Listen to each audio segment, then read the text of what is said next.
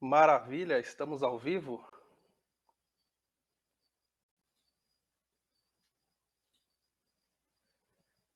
Vou pedir a gentileza aí de quem estiver acompanhando, por favor, sinalizar se estão me ouvindo, se está tudo ok.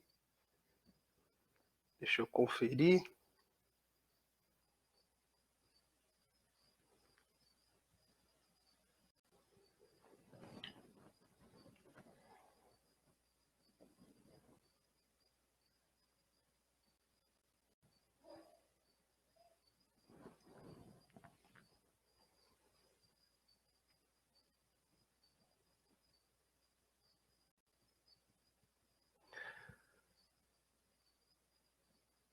Maravilha. Pessoal, boa noite para todo mundo. Muito obrigado pela presença de vocês. Vamos começar então a nossa transmissão. Hoje eu vou apresentar o Stop the Bleed junto com o Washington Freitas. Bom, boa noite para você que me acompanha ao vivo neste momento aqui no LinkedIn, plataforma a qual está sendo originada essa transmissão. E bom dia e boa tarde para você que está acompanhando a gravação nas plataformas de vídeo e também de áudio. Meu nome é Carlos e hoje é um dia extremamente feliz para mim, porque o LinkedIn liberou o recurso para eu poder fazer lives por aqui, e essa é a minha primeira transmissão. Quem me acompanha sabe que eu falo sobre emergência, principalmente sobre primeiros socorros, e, portanto, contar com mais essa ferramenta para levar conteúdo para vocês é muito bom. Há alguns meses eu venho falando com muita ênfase sobre controle de hemorragias por aqui. Eu tenho apresentado os diferentes materiais para controlar um sangramento, tenho apresentado e discutido as diferentes técnicas. Em dezembro, inclusive, ali em meados da segunda quinzena, eu fiz uma enquete onde eu perguntei às minhas conexões quem conhecia o programa Stop the Bleed. E eu dei 3 opções: conheço, já ouvi falar ou não sei o que é. A maioria votou em já ouvi falar ou não sei o que é, inclusive colegas que estão estudando ou que já atuam na área da saúde. Por isso eu escolhi esse importantíssimo tema para discutir e apresentar para vocês hoje.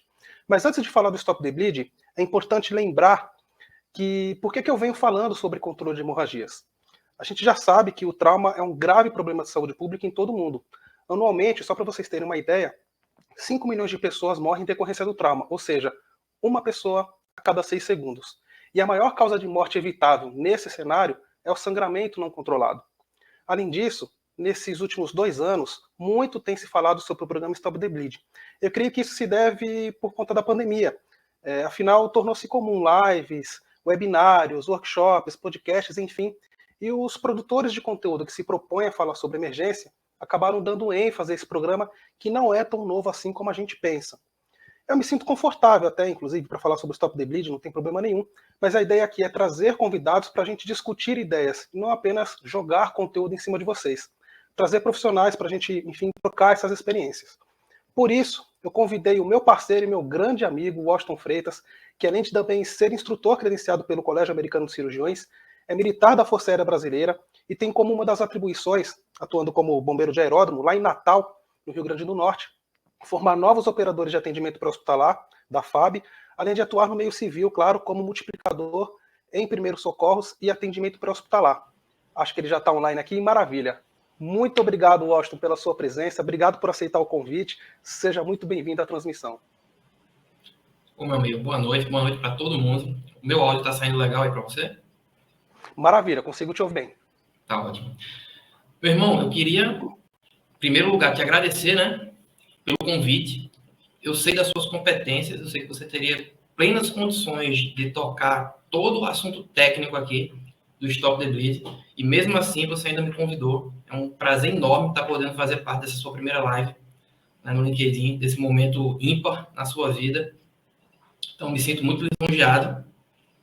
E agradecer também para o pessoal que está acompanhando essa live, porque quinta-feira, 7 horas da noite, o pessoal, depois de um turno de trabalho ou de estudo, está aqui com a gente ainda para poder receber mais um pouco de conhecimento, agregar um pouco mais de informação sobre um assunto tão importante, que é o Stop the Bleed. Então, me sinto um lisonjeado por estar aqui com você e com todo mundo. E eu também por você ter aceito esse convite e estar conosco aqui. Bom, eu sei que você tem um material para apresentar, tá tudo certo aí? A gente pode iniciar? Sim, tá tudo ok, tudo tranquilo. Maravilha. Stop the Bleed, em poucas palavras. Se você puder explicar para a gente, com uma única frase, o que é o Stop the Bleed? Essa é fácil. O Stop the Bleed é uma iniciativa que visa capacitar o maior número de pessoas possível, leigos, pessoas que são da área de saúde ou não, para atender demandas de controle de hemorragia, através de passos simples e eficazes, em qualquer lugar, escolas, creches, shoppings, qualquer lugar. Maravilha. Eu imagino que deve ter tido alguma situação para originar essa iniciativa. A gente sabe que às vezes, infelizmente, demora um pouquinho para que o governo se movimente e traga iniciativas como esta. Eu sei que existe toda uma história por trás, eu gostaria que você apresentasse para a gente, por favor, um histórico, uma linha do tempo sobre por que começou esse programa, como que iniciou o Stop the Bleed. Correto. É isso mesmo. Nada surge ao acaso, né? Tudo é motivado por alguma situação. O Stop the Bleed não ia ser diferente. Ele surgiu em 2017 com essa nomenclatura, Stop the Bleed, mas até chegar no Stop the Bleed em si, houve passos ali, houveram passos importantes, que eu acho importante levar adiante, né, esse conhecimento. Então, eu vou fazer uma apresentação agora, Carlos. Vou colocar em tela um slide que eu preparei. Coisa simples, certo? Já esclareço também que eu estou falando de casa aqui, do escritóriozinho, internet tá bacana, mas é possível que falhe um momento ou outro. Então, se tiver alguma coisa, Carlos vai estar acompanhando e falando comigo. Eu vou estar enxergando só a tela de apresentação no primeiro momento. Então, se travar, Carlos, fala comigo, pede que eu retorne alguma coisa. Se tiver alguma pergunta importante também, você pode já jogar em tela, me interromper. A ideia, Carlos, é que não seja algo muito formal, apesar de estar numa plataforma formal, é o objetivo do LinkedIn, uma certa formalidade, a gente vai deixar algo mais tranquilo e você pode me interromper a qualquer momento e jogar uma pergunta que surgir. Devem surgir muitas perguntas. Eu pretendo não me alongar muito no slide.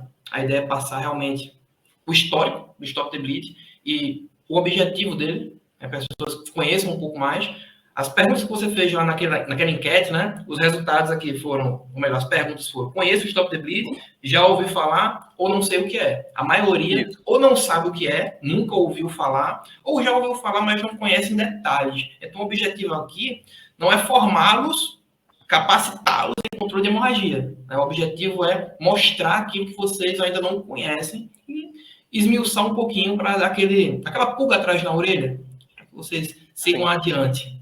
Tá bom, Carlos? Lembrando, Washington, enquanto você prepara a sua tela, é importante frisar que é muito importante a gente estar preparado para lidar com uma situação de emergência, mas é importante lembrar que nós estamos numa plataforma de carreira e empregabilidade. E o Stop the Bleed não deixa de ser uma ferramenta para que você possa dar o up no currículo e se tornar multiplicador, ter um diferencial quando você for concorrer a uma vaga de emprego. Estou errado, Washington? Não, com certeza. O que mais a gente vê hoje nesse mundo empresarial, né, competitivo, é a busca por conhecimentos, habilidades. Então, isso aí é fundamental. E essa parte que a gente vai ver hoje é parte técnica. Quem nos acompanha, quem faz parte da nossa árvore de conexões, são enfermeiros, profissionais da área de saúde, profissionais de resgate técnico. Ou seja, o que a gente vai falar aqui tem tudo a ver com as competências desejáveis para essa classe de pessoas. Eu fico, inclusive, muito feliz porque, agora há pouco, quando eu estava me preparando para a live, eu vou até abrir aqui novamente no celular, eu fiz uma pesquisa para saber quem estava assistindo. Nós temos enfermeiros, técnicos de enfermagem, auxiliares de enfermagem, técnicos de segurança do trabalho, bombeiro. Vi que tem pessoal também que é especialista na área de segurança pública, segurança privada. Isso é muito bacana, me deixa muito feliz. Vi que a sua apresentação está pronta, eu vou adicionar a transmissão. Eu vou sair da tela, tá? Para você apresentar, mas eu vou acompanhar. Qualquer dúvida, qualquer comentário, fiquem à vontade.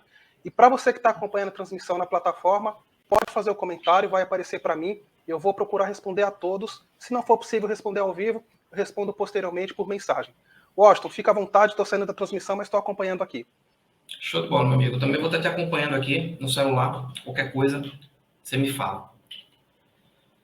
O objetivo é a gente discutir um pouco sobre o Stop the Bleed, né? Então, a gente vai falar aqui, pessoal, sobre o histórico e sobre os objetivos. Ok? Minha letra não é muito legal, mas eu preparei essa tela aqui. Inclusive, vou deixar ela disponível para compartilhamento. Quem tiver quiser adquirir esse material para dar uma revisada naquilo que foi dito hoje, é só me pedir via inbox, né, no chat do LinkedIn, que eu vou estar disponibilizando com o maior prazer. Inclusive, tirando dúvidas a posteriori também. Às vezes, muitas dúvidas que vão estar no chat agora, a gente não vai conseguir tirar em função do tempo. A gente vai priorizar aquelas que sejam mais, vamos dizer assim, mais importantes, ou aquelas que surgirem primeiro. Mas procurem a gente, sem milindre, que com certeza ninguém vai ficar sem resposta, ninguém vai ficar com dúvida. O Stop the Bleed é uma marca, né? Vocês veem aqui, existe um Rzinho de marca registrada, né? É uma marca administrada pelo, deixa eu ocultar isso aqui, pelo Comitê de Trauma do Colégio Americano de Cirurgiões. Como o Carlos falou, foi em 2017 que surgiu essa marca, mas teve uma história, algo por trás. Aí como é que começou? A gente vai seguir numa linha do tempo. A gente vai verificar nessa linha do tempo quais foram as motivações que deram origem a esse programa fantástico. Em 2012, ocorreu um fato gerador, a gente pode dizer assim, um fato que mobilizou toda a sociedade civil lá nos Estados Unidos. Um lembrete importante é dizer que esse programa ele foi criado, idealizado, para ser implementado nos Estados Unidos. Todo mundo sabe, acompanha os noticiários e sabe que nessa região é muito comum a gente ter acidentes intencionais, o famoso atentado terrorista, e eventos com atiradores ativos. O pessoal entra nas igrejas, escolas, começa lá a fazer, matar todo mundo, enfim, é muito comum esse cenário nos Estados Unidos. Aqui no Brasil nem tanto, mas lá é muito comum. Em 2012, teve uma situação gritante, né, que foi o massacre, né, a tragédia que aconteceu lá na escola elementar de Sandy Hook, lá nos Estados Unidos. E o que acontece? Nesse evento, que aconteceu em dezembro de 2012, 28 pessoas morreram vítimas de um ataque com um atirador ativo. Um jovem invadiu essa escola com várias armas e começou a atirar em todo mundo. Vocês puderam observar, a maioria das pessoas que morreram foram crianças. Um cenário muito triste, né? Gerou uma comoção muito grande na sociedade americana, né? E, em decorrência dessa comoção, poucos meses depois, surgiu um comitê encabeçado pelo Colégio Americano de Cirurgiões. O Colégio Americano de Cirurgiões encabeçou esse comitê e ele teve o apoio também do governo, dos militares, da sociedade civil em geral, do Conselho Nacional de Segurança, entre outros entes que puderam ali contribuir dentro ali das suas competências. Uma coisa interessante disso aí é que o objetivo desse comitê, no primeiro momento, era criar simplesmente uma política nacional para reduzir as mortalidades por hemorragia nesse tipo de evento, em acidentes intencionais ou então em eventos com atiradores ativos. E nesse ponto, é importante frisar o seguinte, deixa eu marcar o texto aqui, que os militares tiveram uma preponderância muito grande nesse cenário. Por quê? Os Estados Unidos é conhecido como um país muito nacionalista, né? E que, nessa época, ele já tinha passado por vários conflitos armados. A gente pode citar ali os conflitos que aconteceram em Israel e no Afeganistão. Então, esses conflitos trouxeram, evidentemente, muitas mortes, né? Trouxe muita tristeza, mas trouxe também um avanço tecnológico, um avanço na ciência. Porque os militares começaram a perceber que no trauma, o que mais mata, né, um trauma num cenário conflituoso como esse, que se assemelha muito a um evento com atirador ativo, é o trauma penetrante. E a principal causa de morte ali é a hemorragia, que esse trauma penetrante causa. Então, a hemorragia, ela passa a ter um foco central na preocupação. Como reduzir as mortes por hemorragia num cenário como esse? E aí, como os militares acabaram trazendo essa casuística, né, trazendo essas informações imprescindíveis para esse primeiro momento, o que foi tido nesse cenário foi um enfoque tático. Então, preciso desenvolver táticas, né, estratégias, para quê? Para que seja possível que as pessoas que estão sendo vítimas de um atentado como esse possam sair do local e serem distribuídas, né, de maneira estabilizada na malha pública de saúde, né, nos centros de trauma, e que exista um mínimo índice de morte possível. Então, desse comitê, né, surgiram ali 4 relatórios Vou colocar aqui 4 relatórios. E esses relatórios foram conhecidos como Consenso de Hartford. Hartford é a capital lá do estado de Connecticut, que foi onde ocorreu o massacre, né, lá na escola de Sandy Hook. Então, essa simbologia foi muito bem apropriada. E os 2 primeiros relatórios eles foram assinados também lá em Hartford. Então, ficou conhecido como Consenso de Hartford. E o que é que foi gerenciado nesse consenso? O que é que foi tido como tática inicial? Uma resposta civil, para que houvesse cada vez menos mortes por hemorragia. Porque uma das principais situações era o foco na pessoa, né? no bandido, né? no agressor. E um foco secundário nas vítimas. As forças de segurança focavam em neutralizar o agressor. Mas não é só isso.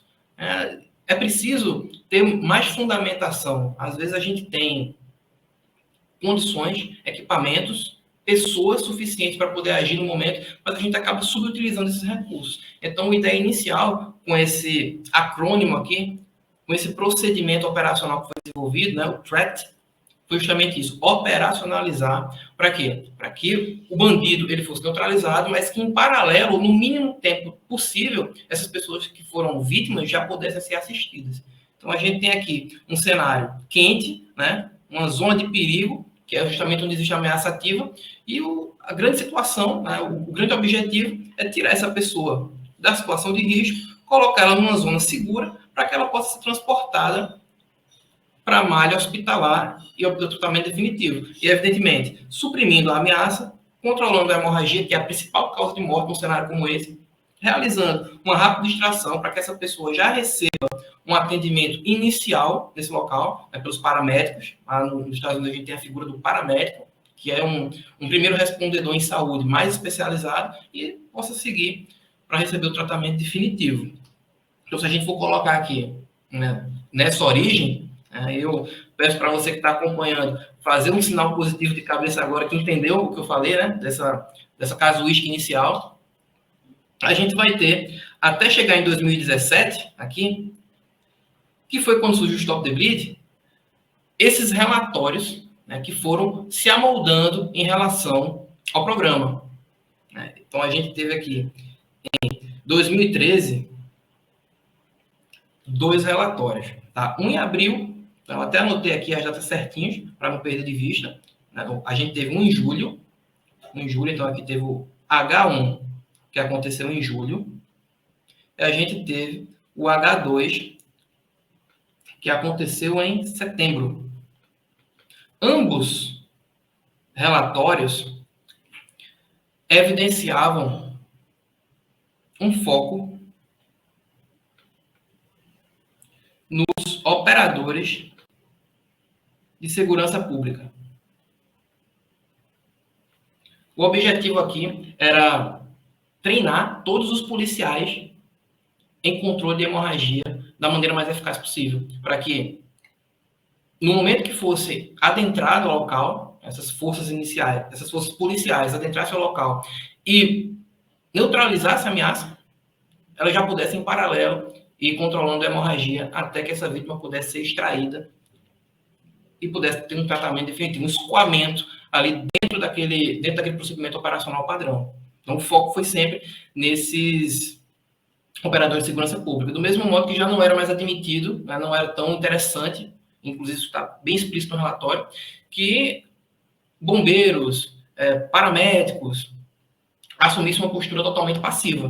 Né? Eu vou ficar aqui só do lado de fora, garantindo minha segurança e receber esses pacientes. Não, já se começava a falar em procedimentos táticos também para esses grupos em específico, de primeiros respondedores mais técnicos. Então, essas pessoas entrariam ali em paralelo com as forças policiais e seguiriam ali os seus caminhos para que pudesse ser feito os procedimentos operacionais em cada nível, né, em cada área. Mas o foco principal era nos operadores de segurança pública, nesse primeiro momento. Em 2015, a gente teve um marco interessante.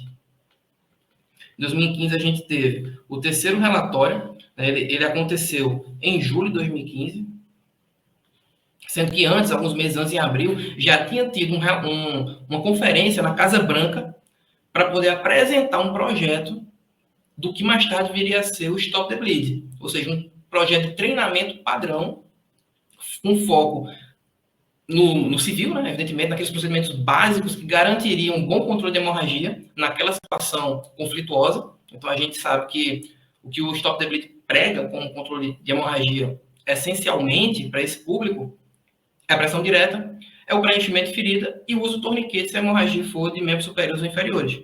Então, isso aí já tinha sido bem delineado, essa estrutura inicial do programa de capacitação. Porém, não tinha nome de Stop the Bleed ainda. Era um projeto que foi mais evidenciado aqui no H3, em 2015, porque esse relatório em específico, tá, ele começou a tentar tirar o foco, né, das pessoas e colocar o foco nos objetivos, nos resultados. E para isso a gente precisaria operacionalizar de modo que mais pessoas tivessem acesso a esse conhecimento.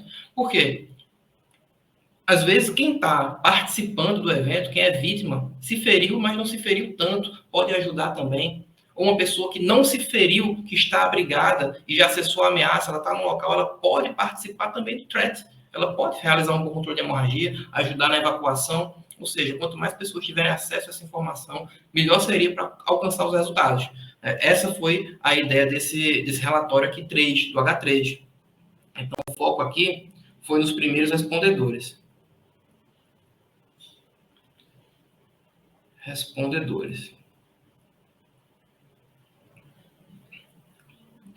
Esses primeiros respondedores é que seriam ali o objetivo primordial. Então, eu tenho já forças de segurança pública capacitadas, eu tenho primeiros respondedores ali, também uma linha de raciocínio para capacitá-los. Então, o que é que precisa agora?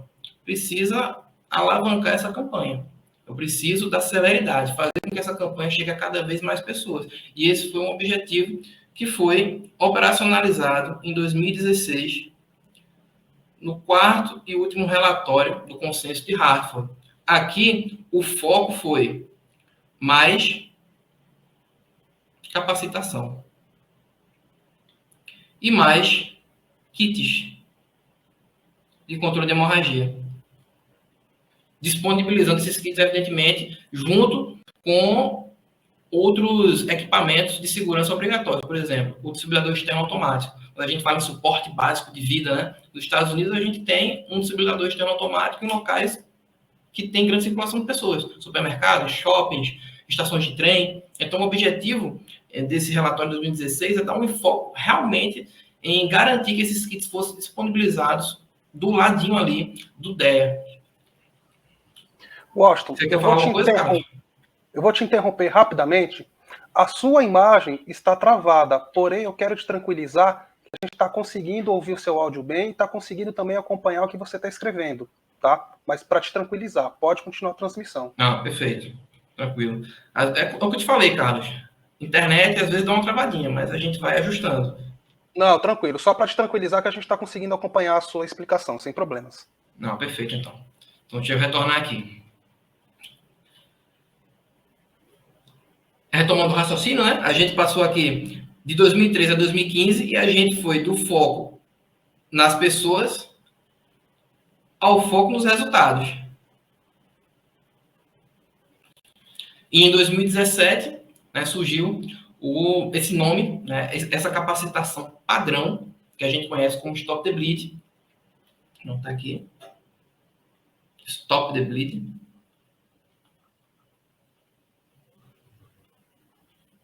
Tem um Rzinho aqui porque é uma marca registrada, né, e ela condensou tudo aquilo que foi idealizado nos anos anteriores. Manteve ali a operacionalidade padrão do threat, né, focando realmente no controle de hemorragia. Ou seja, a parte operacional voltada mais à segurança pública, ela foi idealizada separadamente. Então, você tem um curso aí, que é o CRAZY, curso de resposta civil contra eventos com atiradores ativos. Eu tive a oportunidade de fazer esse curso aqui pela Universidade do Texas, foi à distância, mas é muito bacana, e ele evidencia realmente o threat.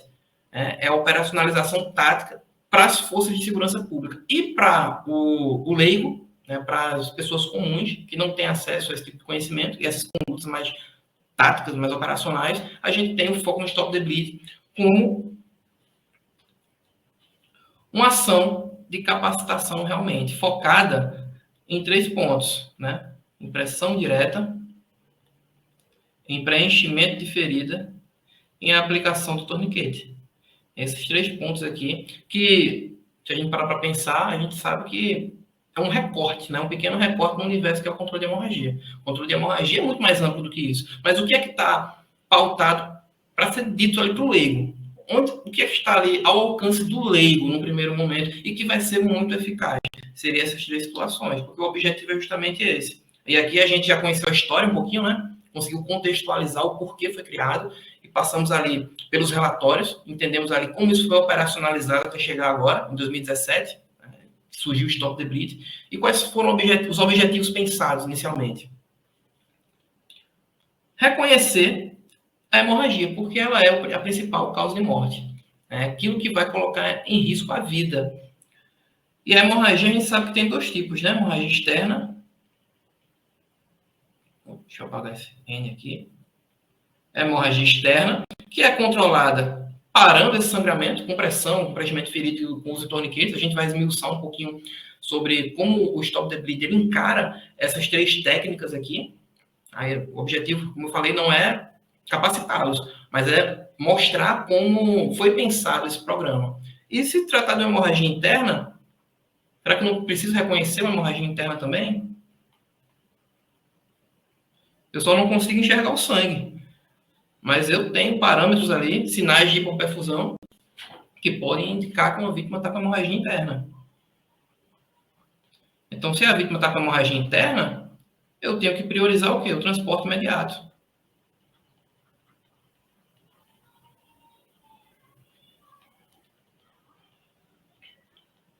Transporte imediato.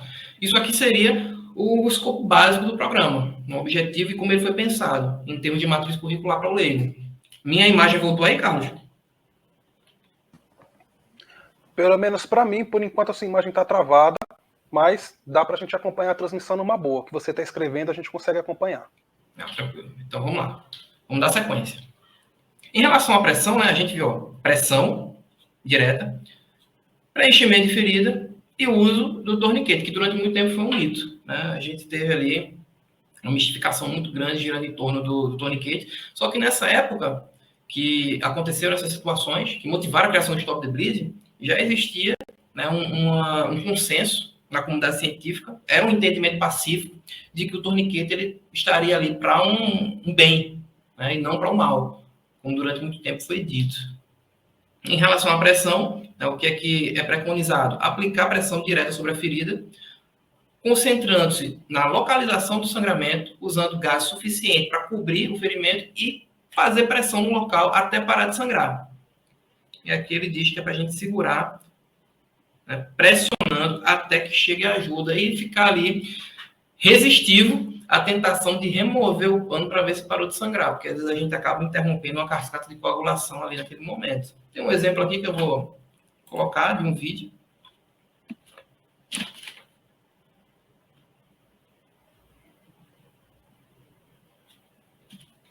Aqui mostra um simulacro, né, de um ferimento aqui no centro. Então a pessoa pega um pano limpo, não tem gás, mas pega uma camisa e faz pressão direta aqui em cima. Está aumentando a pressão no local e ela vai resistir à vontade de tirar para ver se parou de sangrar. Em relação ao preenchimento de ferida, às vezes quando a gente tem uma cavidade maior, somente a pressão direta não é eficaz, né? Ela não vai ser suficiente para poder iniciar ou otimizar aquele processo de coagulação. Porque o local, ele vai se encher de sangue e vai dificultar. Então, a gente pode também estar realizando preenchimento de ferida, com gás. De preferência, se tiver agente hemostático, mas se não tiver, eu vou usar gás para fazer isso aí. E associando isso a uma pressão direta também. Eu preencho, mas não só preencho e deixo lá paradinho, não. Preencho e continuo mantendo a pressão direta no local, até que chegue uma ajuda especializada. Aqui um exemplo. Vou adiantar um pouquinho o vídeo. A pessoa ela está preenchendo toda a cavidade. Nesse momento aí, o corpo ele recebe um auxílio, né, em relação à coagulação sanguínea. E aí vocês vão ver que quando ela termina de preencher a cavidade, ela pega o residual da gase, coloca por cima e pressão no local. A gente tem 3 figuras aqui, só para fechar o raciocínio, né? Figura A, B e C. A gente fala em preenchimento de ferida. Onde se fala em preenchimento de ferida? A gente fala em preenchimento de ferida na figura A e na figura B. A gente sabe que o ideal aqui na figura A, que seria uma hemorragia de membros, aqui seria, sem dúvida, a aplicação do torniquete. Agora, eu não tenho torniquete, eu não quero fazer um improvisado, nem se fala em torniquete improvisado.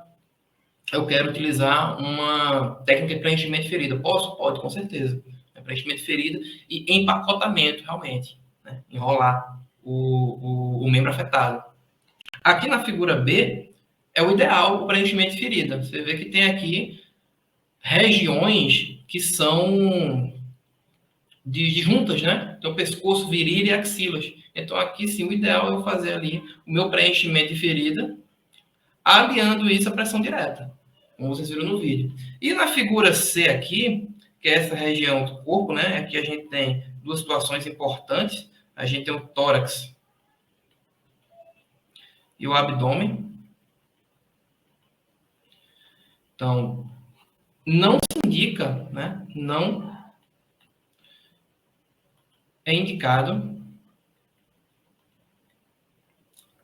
a gente fazer preenchimento de ferida nesse local, né? Porque pode ali, de repente, aumentar a pressão intratorácica, causar um problema ali, impedir que o coração realize seus movimentos cardíacos. E aqui na região do abdômen nem se fala, porque você vai inserindo gás ali dentro, vai virando uma bola sem fim, que vai de fato resolver, e vai ser uma intervenção cirúrgica, né? Vai ser um clampeamento desse vaso sanguíneo que está lesionado e jogando sangue para fora. Então aqui a gente tem procedimentos mais específicos, né? Que seria o quê? Um selo de tórax. Um selo de tórax. Ou, de repente, aqui também, uma descompressão torácica. Mas você vê que é a situação que está mais voltada para o público que vai atender de maneira avançada. Né? Não é um público leigo que vai atender aqui, é um público especializado, que é o suporte avançado de vida, que vai realizar esses procedimentos. Em relação ao torniquete, né, o que é dito como procedimento ideal para usar o torniquete? A aplicação distal ao ferimento, livrando as articulações e músculos. Não colocar sobre o cotovelo ou joelho. Girar o molinete. Né? O molinete é aquela barra de torção que a pessoa coloca ali e vai girando e apertando a fita. Essa fita ela vai comprimir, ela vai interromper ali o fluxo arterial, né? O fluxo sanguíneo. Até que o sangramento pare. E não remover ou afrouxar o torniquete. Isso aí vai ser feito no ambiente intra-hospitalar. Outras considerações importantes aqui é que a pessoa pode aplicar em si mesmo ou em outras pessoas. Pode aplicar sobre a roupa, não tem problema. E um segundo torniquete pode ser necessário para parar o sangramento. Aqui está um vídeo de aplicação do torniquete, para quem nunca viu. Né? Aí lembrando que essa é uma live para quem nunca ouviu falar, é por isso que às vezes a gente coloca um procedimento um pouco mais básico, uma aplicação do torniquete, porque quem nunca ouviu falar vai ter condições agora de verificar, de fato, como é que se aplica um torniquete. Já já a gente fala um pouquinho mais sobre ele. Ela passou a fita por dentro da fivela, ela dá um primeiro arroxo, deixa bem apertado antes de torcer, faz a torção, até interromper o fluxo sanguíneo. Conseguiu interromper o fluxo sanguíneo, vai clipar esse molinete, terminar de passar a fita, dar mais uma volta,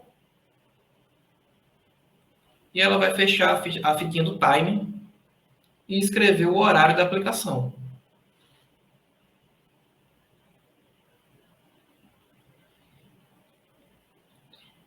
E a gente tem vários tipos de torniquetes, né? Esses aí são os torniquetes estrangeiros, né, importados. A gente tem um órgão lá nos Estados Unidos que homologa esses torniquetes, né, o Comitê de Atendimento Tático a Feridos em Combate, ele homologa esses torniquetes. E aqui no Brasil, a gente tem a Agência Internacional de Vigilância Sanitária, né, a Anvisa, que homologa o torniquete, que inclusive tem um torniquete originalmente brasileiro, né? Esse daqui é 100% genuinamente brasileiro, da empresa Desmodus. É uma empresa que muito séria e que a gente acredita muito nela. Eu, particularmente, como instrutor de controle de hemorragia, como multiplicador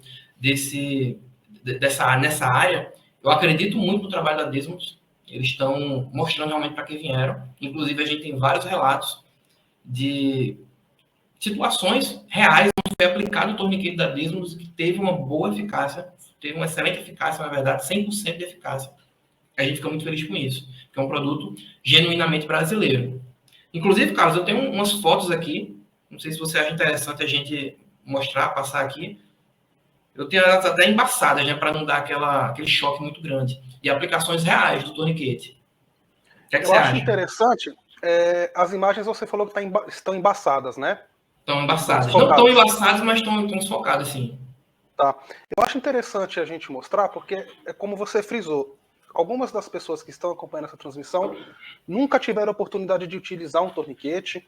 Eu lembro até que meses atrás, quando eu comecei a mostrar esses equipamentos e as técnicas, muitos colegas que atuam como bombeiro dentro de indústria falaram: Carlos, eu já ouvi falar, mas nunca tive a oportunidade de utilizar. Então eu acho interessante você mostrar também para reforçar que o torniquete brasileiro está sendo eficaz. Depois, se você puder comentar, eu sei que tem um estudo sendo realizado, eu não lembro se é na USP ou na Unicamp, para realmente corroborar a eficácia desse torniquete. Depois, se você tiver oportunidade, por favor, e puder comentar, eu agradeço. Lembrando, estou saindo da transmissão, mas continuo acompanhando e pode colocar as imagens tão logo elas estejam disponíveis. Tá, Carlos, então eu vou fazer o seguinte, eu vou já fazer aqui, eu vou parar de transmitir essa tela que já está aparecendo para o pessoal. Deixa eu ver, parar a tela. Realmente fiquei travado aqui, né? Se você puder, enquanto isso, tentar corrigir, não tem problema. Eu vou aproveitar, enquanto você providencia a correção da imagem e anexar as fotos dos torniquetes, eu recebi uma pergunta aqui por WhatsApp de uma pessoa que está assistindo a transmissão da importância de colocar o horário no torniquete, né? Todos os torniquetes, isso é padronizado, eles precisam estar com uma tag onde você vai identificar o horário que ele foi colocado. Por quê? Existe um determinado período de tempo em que o torniquete se torna seguro para o seu uso. Esse período varia aí de 2 a 6 horas, tá? Por que precisa ter esse horário? Porque quando essa vítima chegar no hospital, o médico vai ter a oportunidade de olhar o horário que ele foi inserido e vai poder ali calcular e saber, bom, eu tive a liberação de tantos metabólitos, então eu vou precisar fazer uma determinada terapia. Tudo isso para garantir a viabilidade daquele membro, tá? Então é muito importante você colocar o torniquete e inserir o horário em que ele foi instalado naquela vítima, tá? Washington, você continua conosco? Continua aqui, meu amigo. Eu espero ter respondido a pergunta da colega. Se porventura ainda ficou uma dúvida em relação a colocar o horário na fita, eu peço para que vocês façam o comentário. Quem tiver uma outra pergunta também fica à vontade. E uma outra observação que eu gostaria de fazer. Percebam que o Stop the Bleed ele é um programa que foi desenvolvido para os leigos. Por isso que a gente tem algumas técnicas que parecem estranhas para quem já está na área da saúde. Por exemplo, eu vou pegar um pano, uma camiseta para colocar no ferimento. Justamente por causa disso, porque são técnicas básicas que eu vou me utilizar daquilo que eu tenho por perto para parar o sangramento. O que eu preciso no primeiro momento é evitar a perda de sangue, porque a gente sabe que isso tem repercussões extremamente negativas para o nosso corpo. Uma vítima, ela pode aí de 4 a 10 segundos perder a consciência, uma vez que ela tem um sangramento não controlado, e em 4 minutos, desculpem, em 4 minutos ela começa a ter lesões cerebrais irreversíveis. Então precisa imediatamente, tão logo identifica uma hemorragia, cessá-la.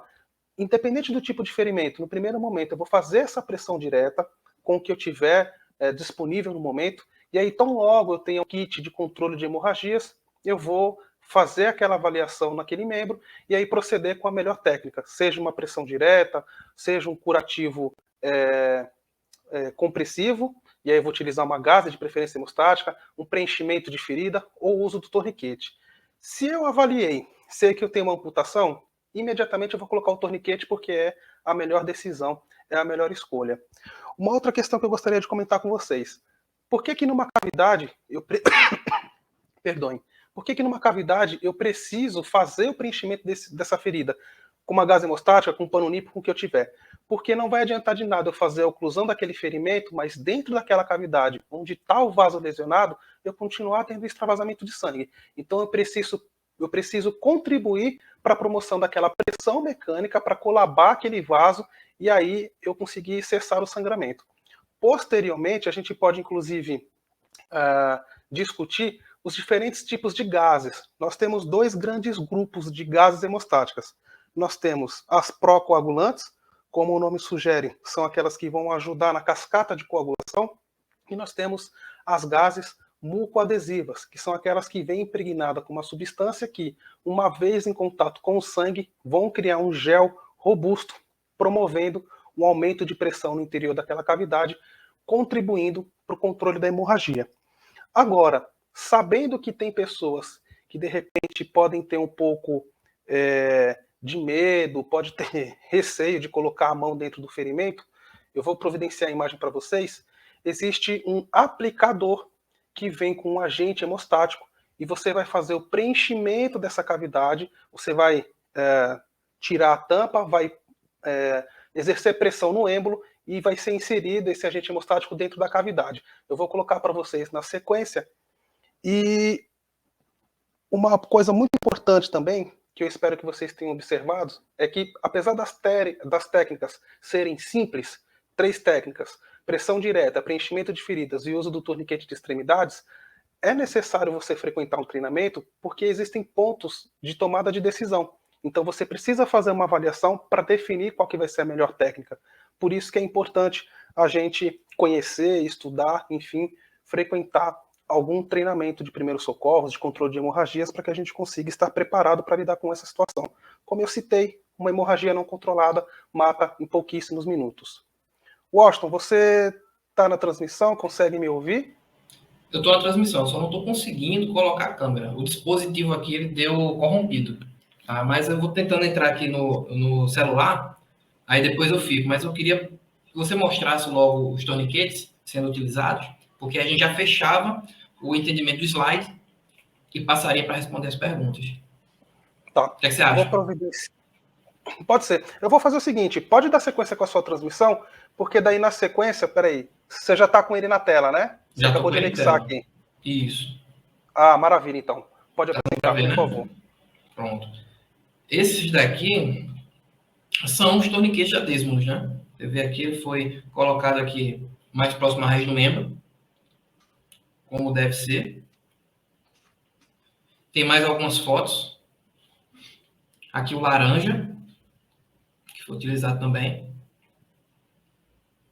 Mais um torniquete laranja que foi utilizado. Todas essas aqui situações reais, né, em que o torniquete foi providencial. Sanguíneo e conteve de maneira adequada a hemorragia. Vem aqui que, de fato, você tem a indicação do tempo, né? Aqui. Deixa eu passar aqui a imagem.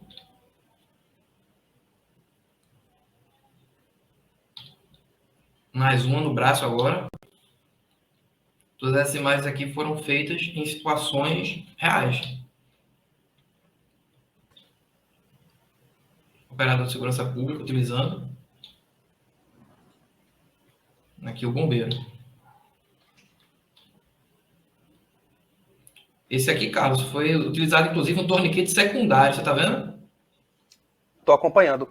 Washington, eu vou inclusive pedir para você explicar, por gentileza, essa imagem inclusive ela representa muito bem. Eu estou vendo que tem um torniquete um pouco mais alto na cor azul, um torniquete na cor laranja e a gente também tem os torniquetes na cor preta. Existe Isso. uma diferença, existe um porquê dessas cores diferentes? Existe sim, meu amigo. A gente tem na realidade, o torniquete ele é feito do mesmo material, independente da cor. Ele vai ter a mesma eficácia, é o mesmo, a mesma linha de produção. As cores são para diferenciar diferentes cenários. Né?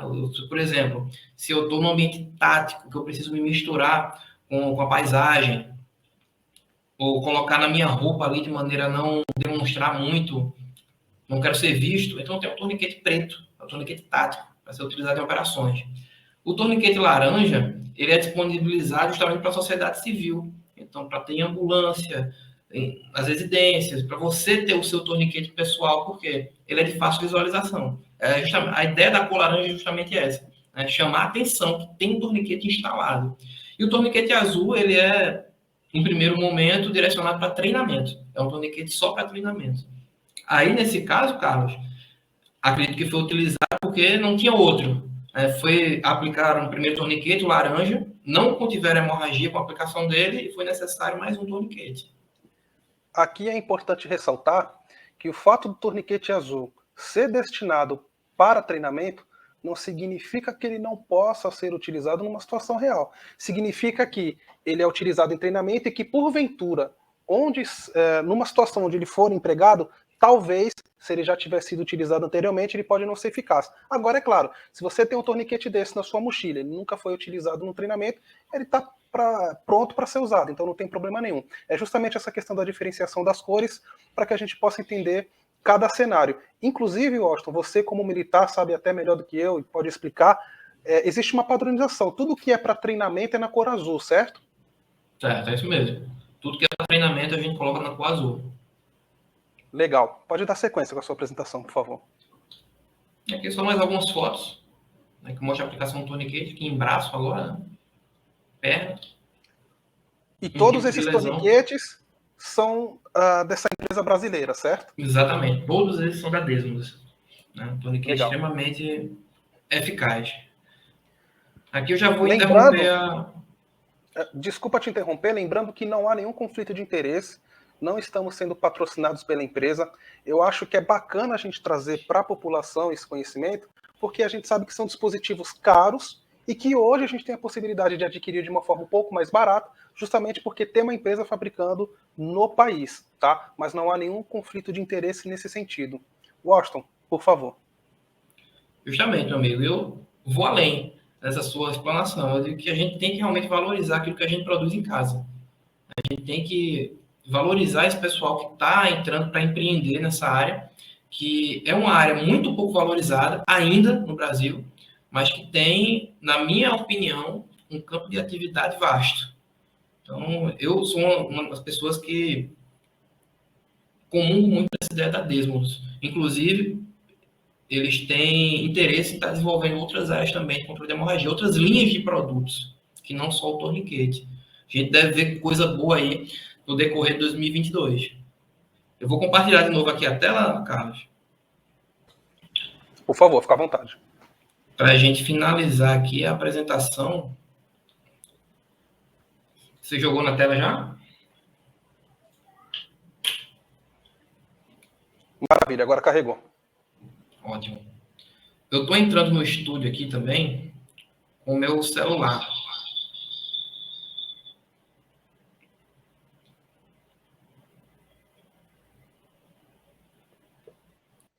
Deixa eu posicionar. Agora foi.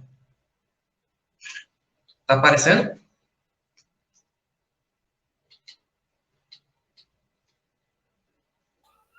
Consigo sim, Washington, maravilha. Consigo te ver e te ouvir bem. Tá. Carlos, eu vou te pedir uma gentileza.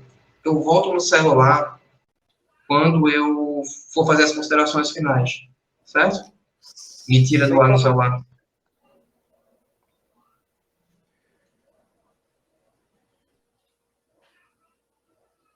Porque aqui fica mais fácil, porque eu estou sem o retorno. Estava dando um retorno muito grande aqui no ouvido e atrapalhar o raciocínio. Mas vamos lá. Daqui a pouco eu retorno ali no celular para a gente fazer as considerações finais. Bom, a gente viu aqui o torniquete da Desmos, né? Vimos algumas situações reais onde ele foi utilizado. E aqui para a gente só relembrar, né, tudo que foi dito nessa apresentação e a gente deixar aberto para perguntas, tirar mais alguma dúvida. 2012 foi o fato gerador, né, a situação lá na escola elementar, que gerou ali essa situação toda, que foi o boom, a gente chama, né, boom. De 2012 a 2017, né, que foi quando surgiu o Stop the Bleed, a gente teve aqui uma fase criativa. A gente teve aqui do H1 ao H4. Um pouquinho antes, né, o H4. Foi em 2016. Do H1 ao H4. Né? H1 ao H4. Aqui a gente saiu do foco nas pessoas, né, na segurança pública, para o foco nos resultados.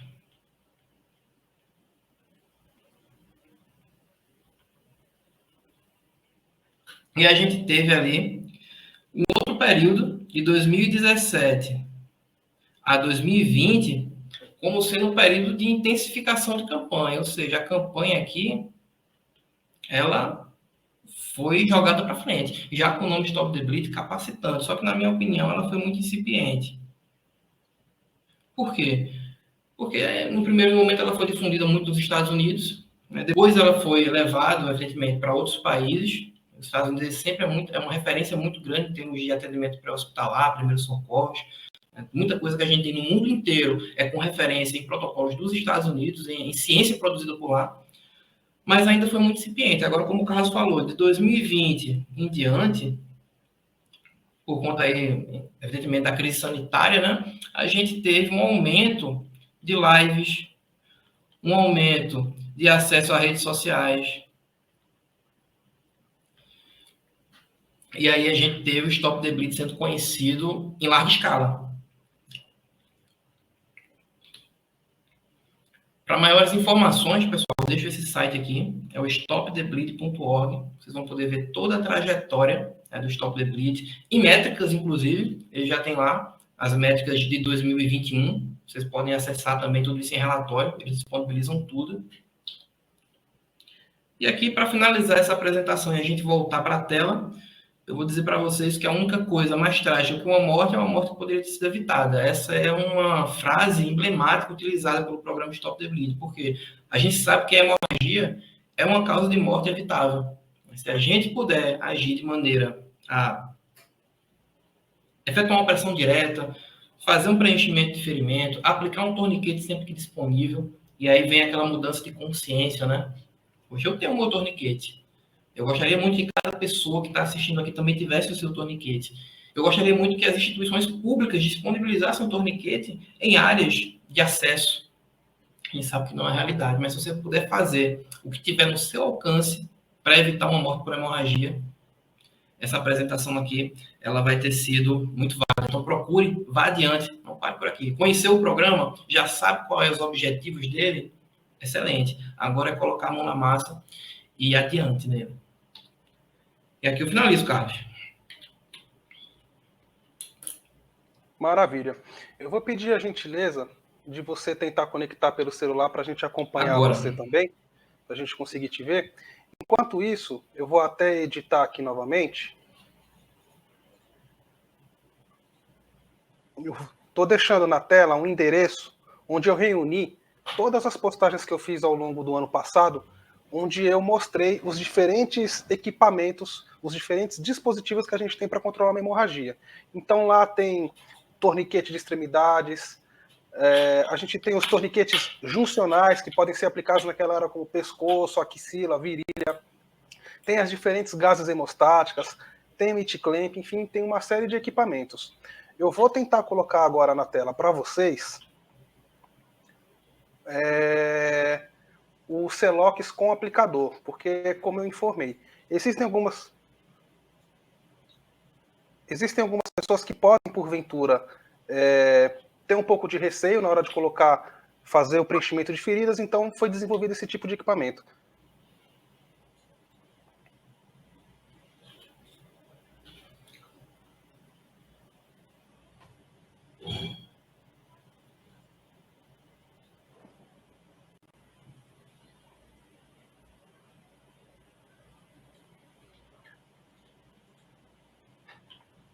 Não está rolando o áudio, não tem necessidade, até porque está em inglês, mas é um vídeo bem curto, 1 minuto. Vocês vejam que eu tenho, então, ali no caso, uma incisão, eu tenho a cavidade e o Celox aplicador. Então ele vai colocar o êmbolo,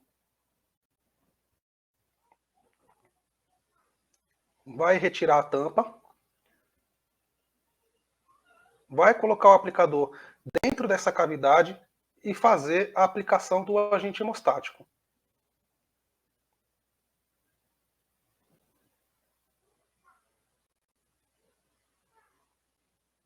Então, isso ajuda bastante para fazer uma aplicação rápida, efetiva e que, porventura, a pessoa pode ali acabar tendo um pouco de dificuldade por não estar acostumada a ver ferimentos do tipo.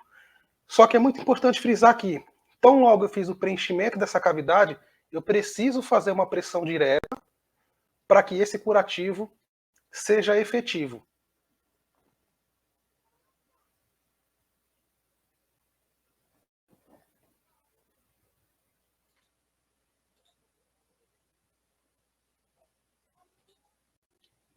Maravilha.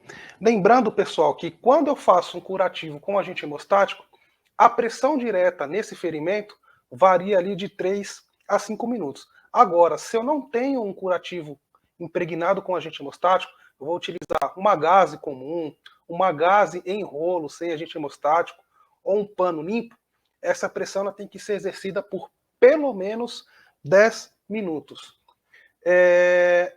Eu recebi uma pergunta aqui no LinkedIn, muito interessante. As ambulâncias brasileiras são equipadas com esses equipamentos como torniquetes e gases com agente hemostático? Eu vou colocar o Washington aqui na tela agora. Essa pergunta foi da Daniele Cassiano. Daniele, obrigado pela sua pergunta. Tá conseguindo me ouvir? Consigo te ouvir. Eu acho essa pergunta muito interessante. Até onde eu sei, as ambulâncias do SAMU não têm esses equipamentos ainda dentro das ambulâncias. Eu tive a oportunidade de, meses atrás, ministrar um treinamento Stop the Bleed em uma base do SAMU de Santos, no litoral de São Paulo. Nós até conversamos sobre a viabilidade, custo. Tive a oportunidade de conversar também com o tenente do Corpo de Bombeiros, que é responsável pelo departamento de ensino da Escola Superior de Bombeiros aqui de São Paulo. Ele me falou que já existe uma conversa para verificar a viabilidade de colocar pelo menos os torniquetes dentro da viatura. Mas eu gostaria até de discutir com vocês um ponto polêmico. Acredito que o Washington vai concordar, deve pensar da mesma forma que eu, mas eu acredito que não vai fazer tanta diferença, e aqui eu vou falar com muita cautela, ter esses dispositivos dentro de uma ambulância do SAMU. Muito polêmico, mas eu vou explicar para vocês o meu ponto de vista. Por que eu acho que não vai fazer diferença? Percebam que o Stop the Bleed ele é um programa que foi criado para treinar todas as pessoas, sobretudo os leigos. Por que treinar os leigos? Porque os leigos são as pessoas que estão diante daquela situação onde será necessário empregar medidas de primeiros socorros, medidas de controle de hemorragia. Vamos imaginar 2 tipos de cenário. Imagina que você está no interior de São Paulo, numa usina de álcool, uma plantação de cana gigantesca, e que num dado momento você tem um colaborador que teve uma amputação traumática numa máquina. Imagina eu ter que pegar o telefone, discar 192, discar 193 e esperar essa ambulância chegar até esse local do acidente. A gente está falando de interior, de uma plantação de cana-de-açúcar, e a gente sabe que é distante do centro, e que a ambulância, inevitavelmente, vai demorar para chegar. Vamos para um outro cenário, que talvez seja a realidade da maioria das pessoas que estão nos acompanhando nessa transmissão. São Paulo, capital. Trânsito gigantesco. Quando chove, a gente sabe que o trânsito que já é caótico fica ainda pior e que, infelizmente, não é por má vontade, não estou aqui criticando o serviço, jamais, longe de mim fazer isso. Mas imagina você ligar para o SAMU e falar, olha, tem uma vítima aqui que teve uma amputação, que está sangrando, e ter que aguardar por uma ambulância. Vai demorar, inevitavelmente. Então, o que eu estou querendo dizer com esse meu pensamento é que a grande diferença não está dentro de uma viatura, vai estar na ponta, vai estar no leigo, dentro das empresas. Então, é importante que vocês, que têm interesse em se tornar multiplicadores Stop the Bleed, Mais do que isso, mais do que ter um simples curso de controle de hemorragias no currículo, é se tornar uma ferramenta multiplicadora e conscientizar as empresas, brigada de emergência, brigada de incêndio, equipe de bombeiros civis, gestores de shopping centers, de hotéis, de plantas com grande circulação de pessoas, de que nós precisamos ter kits de controle de hemorragias, assim como essa é uma das propostas do Stop the Bleed, e pessoas capacitadas, porque eu citei, nós temos 3 técnicas básicas, que a princípio podem parecer fáceis, porém, existem a tomada de decisão, e por isso a gente precisa conhecer como aplicar essas técnicas, como tomar a melhor decisão de qual dispositivo eu vou utilizar, tá? Então, Daniele, respondendo de maneira objetiva a sua pergunta, eu desconheço alguma unidade do SAMU que já tem esses equipamentos, e no SAMU de Santos a gente discutiu o seguinte, complementando aqui, finalizando rapidamente. Teve um acidente em Santos, não me lembro exatamente como que foi a cinemática, enfim. A equipe que estava no atendimento fez um torniquete improvisado, retirou essa vítima, colocou dentro da ambulância e durante o trajeto até o hospital, eles conseguiram identificar naquela cavidade qual vaso que estava sangrando. Então, o que eu estou querendo dizer com isso? A viatura ela chega para dar sequência com o atendimento. Então, eles contam com outros recursos, com outros dispositivos para conseguir controlar a hemorragia de maneira efetiva. Então, o torniquete, uma gaze com agente hemostático, os outros dispositivos que são simples, deve ser, eu acho que o foco tem que ser no leigo, na pessoa que está na ponta, tá bom? Washington, se quiser complementar, por favor, fica à vontade. Não, só para dizer para a Daniela aí que a pergunta foi muito boa e que eu também desconheço. Desconheço alguma unidade do SAMU, bombeiro, Força Armada que tem esse torniquete orgânico, né? Disponibilizado pela própria instituição. O que tem é que muitos operadores de segurança pública, seja na ponta de linha da parte policial ou até mesmo na área de resgate e na parte do SAMU mesmo, adquirem do próprio bolso. Eu tenho o meu, eu adquiri o meu do meu próprio bolso. Eu conheço muita gente que trabalha no SAMU. Tem? Aqui. O meu tá aqui. Legal. Tá aqui no case dele. É o laranja. Eu conheço muito também profissional do SAMU que adquiriu do seu próprio bolso. E que fez diferença, porque quando chegou no local, não tinha ninguém para conter a hemorragia e ele foi aplicado. Mas a diferença que vai fazer realmente é na iniciativa privada adquirir e disponibilizar, além do equipamento, treinamento padrão para os funcionários das empresas. Treinamento padrão, isso é importante. Por conta até desse cenário que eu expus. Washington, eu também tenho meu torniquete, tá? Meu torniquete Desmos, também na cor laranja. Porém, eu vou pedir para você fazer o seguinte comentário. Vou aproximar aqui da câmera. O torniquete está do jeito que ele veio da fábrica, tá? Inclusive, eu acabei de retirar aqui o manual, certo? Eu vou pedir a gentileza de pegar o seu torniquete. Deixa eu pegar aqui. Eu tenho que usar uma mão para pegar o torniquete e a outra para segurar o celular. Ó, enquanto você pega o torniquete, um comentário bacana do Renato Frazão. Na verdade, torniquetes ainda poucas viaturas têm. O que eu mais vi foram viaturas equipadas com gases, com agentes, eu acredito que ele falou para hemostasia, mas Renato, se você puder comentar aí, essas gases que você verificou, elas são impregnadas com agente hemostático ou são gases comuns mesmo? Tá? Enquanto isso, Washington, mostra o seu torniquete. O torniquete é igual, ele é laranja. Mesma marca, mesmo fabricante, o mesmo modelo. Porém, o meu torniquete eu acabei de retirar da embalagem. E eu sei que você já sabe o que eu estou querendo afirmar. Ele vem deste jeito aqui, ó. Como que tá o seu torniquete aí? Também. Não sei se você vai conseguir mostrar o que você está segurando. Tá do mesmo jeito, né? Mas tá do mesmo jeito. Agora, uma observação importante, e eu vou até me permitir aqui puxar a orelha do Washington. O torniquete, pessoal, do jeito que ele vem de fábrica, ele vem do jeito que se eu tiver que fazer o pronto emprego, eu não consigo. Eu vou levar muito mais tempo. Então, existe uma maneira de você acondicionar esse torniquete no seu case ou na sua própria embalagem aqui, ó, para você transportar. Por quê? Quando você se deparar com uma situação onde for necessário aplicar um torniquete, do jeito que ele está aqui, você vai levar muito tempo para conseguir desdobrar, tirar a fita. Existe uma maneira de você acondicionar esse torniquete onde ele fica muito mais fácil para você empregar numa situação de emergência. até porque o velcro não vai ficar mais grudando. Então você vai fechar aqui, ó, vai posicionar desse jeito, tá? É bem rústico mesmo. Porque daqui, ó, do jeito que eu peguei, ele já está aberto, coloco no membro e faço a autoaplicação ou faço a aplicação na vítima, tá? Depois a gente pode até produzir um vídeo, Washington. Eu acho que você já tem por conta de um treinamento que Já. você ministrou. Você tem esse vídeo, depois se você puder fazer um recorte para a gente disponibilizar. E aí, claro, quem tiver interesse depois pode procurar o Washington para ver como funciona esse curso, essa capacitação online. Uma capacitação completa e você vai conseguir entender como acondicionar o seu torniquete e vai aprender outras técnicas, conhecer outros dispositivos também. Meu amigo, esse aqui é só para demonstração, viu? O meu operacional tá na mochila, acondicionado da maneira correta. Aí sim. Maravilha.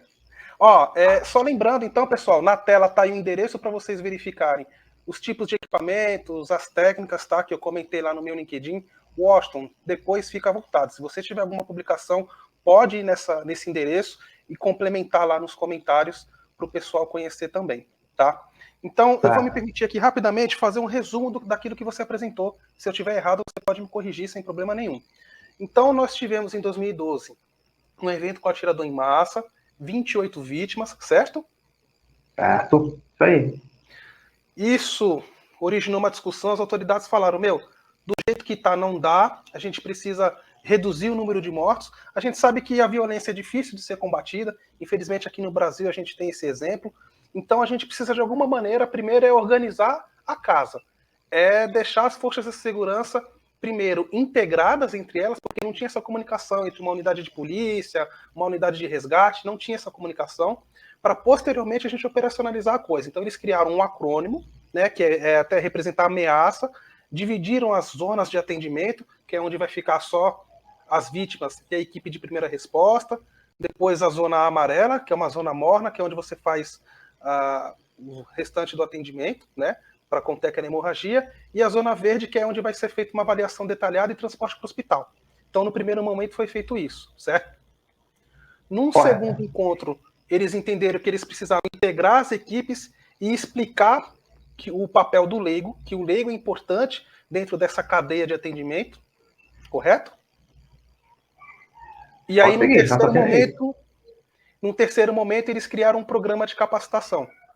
E aí, no quarto encontro, eles entenderam que, bom, o programa está formatado, a gente tem um resultado local, mas a gente precisa espalhar isso para o mundo. E aí foi quando surgiu, então, em maio de 2017, teve o lançamento global do Stop the Bleed. Se não me falha a memória, vou até pegar aqui o relatório no site oficial, 24 de maio de 2017, que foi o lançamento global. Então percebam vocês que, como nós já dissemos aqui, existe um universo de controle de hemorragias.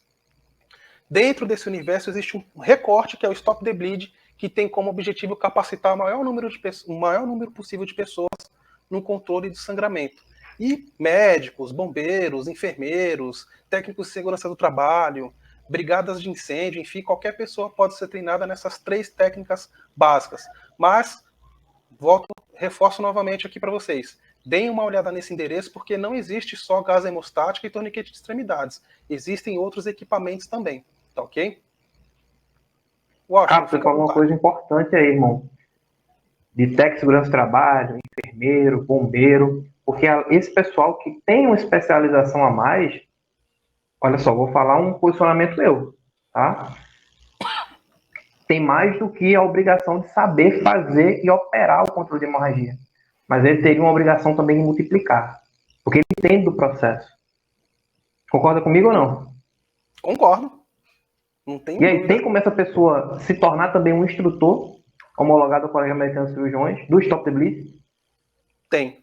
Só vou fazer um recorte aqui rapidamente. O Renato ele completou aquele comentário.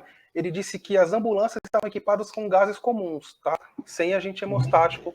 Então a gente precisa de fato. A gente sabe como que funciona aqui no Brasil. A gente sabe que é um pouco mais difícil, tem licitação, são dispositivos, são insumos ainda caros para a gente ter dentro das ambulâncias. A gente sabe que tem muitas cidades que nem tem base do SAMU ainda, infelizmente, mesmo depois de anos de criação dessa iniciativa do governo federal. Então, o que a gente precisa é, de fato, conscientizar as empresas, porque daí a ambulância, quando chegar, ela já vai dar sequência com o atendimento. Renato, obrigado pela sua interação, pela sua participação aí. Muito obrigado por complementar a sua resposta. Respondendo à pergunta do Washington, sim, a pessoa, uma vez que ela faz o curso, ela pode se candidatar para ser um multiplicador. Inclusive, o Stop the Bleed, por conta da pandemia, numa tentativa de levar essa mensagem adiante, disponibilizou um curso online para que as pessoas possam entender a proposta do Stop the Bleed, possam conhecer as 3 técnicas básicas. O curso está em inglês. Da última vez que eu tinha olhado, não tinha ainda em outras línguas, mas é bem intuitivo, fácil de você fazer. Porém, importante ressaltar, esse curso online é um nivelamento.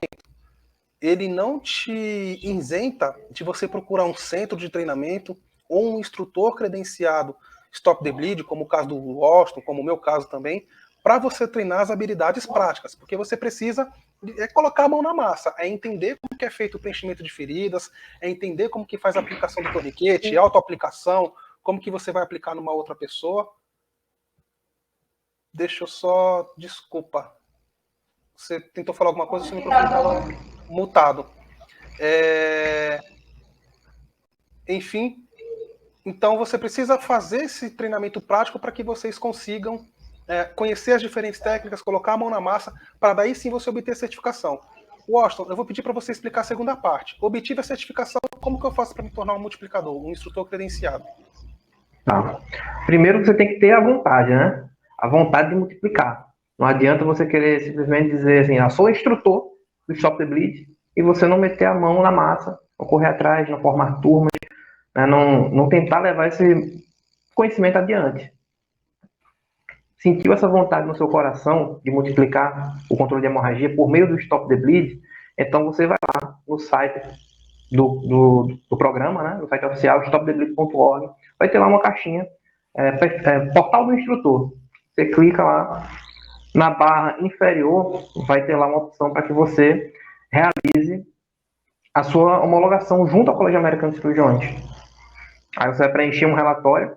Aí quando o Carlos ele disse que você, para receber o certificado, tem que fazer a parte prática, no certificado, após a realização da parte prática do curso inicial de capacitação, você vai receber uma numeração de classe. Essa numeração de classe vai ser inserida na sua proposta de filiação ao Colégio Americano de Cirurgiões como instrutor, e a partir daí você poderá ser aceito e homologado como instrutor e iniciar a multiplicação desse conhecimento. É tudo simples e automático. Então, nós tivemos a oportunidade hoje de apresentar uma iniciativa ímpar, que tem o objetivo de capacitar o maior número possível de pessoas no controle de hemorragias, e tem aqui também uma oportunidade para quem quer atualizar o currículo, para quem quer ter um diferencial, né? Reforço que nós estamos numa plataforma de carreira, de empregabilidade, então tem uma oportunidade aí também para vocês. Eu sei que você, Washington, tem bastante contato, então depois quem quiser pode mandar mensagem para você, que eu sei que você responde. Se não responder na hora, eu sei que no dia seguinte você entra em contato. Que eu sei que você pode indicar pessoas fora da sua região para frequentar esse curso. Quem estiver aqui na Grande São Paulo ou litoral de São Paulo também pode me mandar uma mensagem, que se eu não puder ministrar esse curso, eu indico parceiros que eu tenho por aqui também.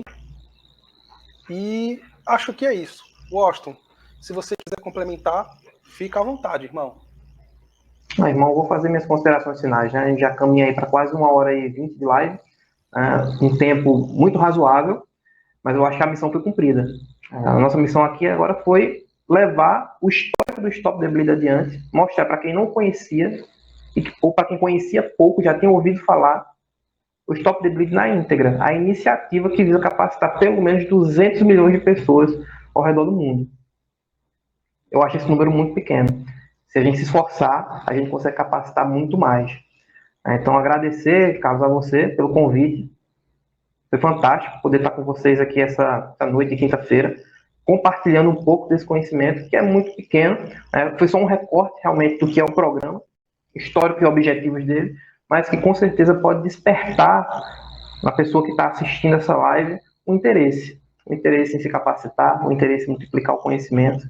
Então, terminando a live aqui, compartilha com seus contatos, com a sua rede.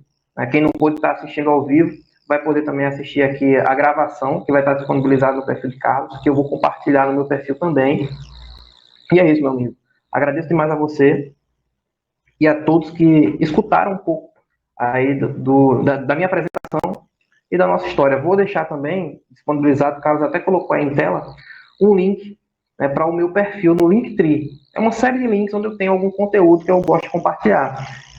Nesse conteúdo, a gente vai ter também um resumo do histórico do Stop the Bleed, do consenso de Hartford, traduzido por um grande amigo meu, instrutor também do programa Stop the Bleed. Ele, na realidade, ele é embaixador do Stop the Bleed no Brasil. É o Marcelo Herculano. Ele traduziu e disponibilizou um e-book fantástico, onde conta toda a história, toda a trajetória do programa. Está disponibilizado aqui nesse link que vocês estão vendo. É só apontar a câmera para o QR Code, ou então copiar esse link, né, digitar esse link no celular, no computador, que vai dar certo. Além de outros conteúdos também. E vou deixar por lá também no Linktree a transparência que eu apresentei para vocês, inclusive com meus rabiscos. A minha letra é péssima, mas pelo menos dá para ter um norte e relembrar o conteúdo. Carlos, tá com você, meu amigo. Muito obrigado e até a próxima. Maravilha, Washington. Mais uma vez eu agradeço a sua participação, você ter aceito o meu convite. Eu vou tirar da tela rapidamente para poder conversar com vocês, mas eu já coloco aí o endereço. Então, muito obrigado por você ter acompanhado essa transmissão. Nós tivemos quase 600 inscrições, mas sei que a maioria das pessoas ainda estão no plantão, estão a caminho de casa e que vão poder assistir posteriormente. Então, agradeço a presença de vocês. Posteriormente, assistir a gravação, pode entrar em contato ou comigo ou com o Washington. Renato, cara, muito obrigado. Eu fico muito feliz com comentários como esse. Eu espero realmente ter conseguido transmitir aí a importância do programa Stop the Bleed. E peço que vocês nos sigam nas redes sociais, porque nós estamos programando aí uma agenda para todo esse ano de 2022. E então nos sigam para acompanhar as atualizações. Eu mais uma vez agradeço, desejo uma boa noite e a gente se vê em breve. Vou colocar de novo o endereço aí para vocês entrarem em contato. Um grande abraço, fique bem e até a próxima.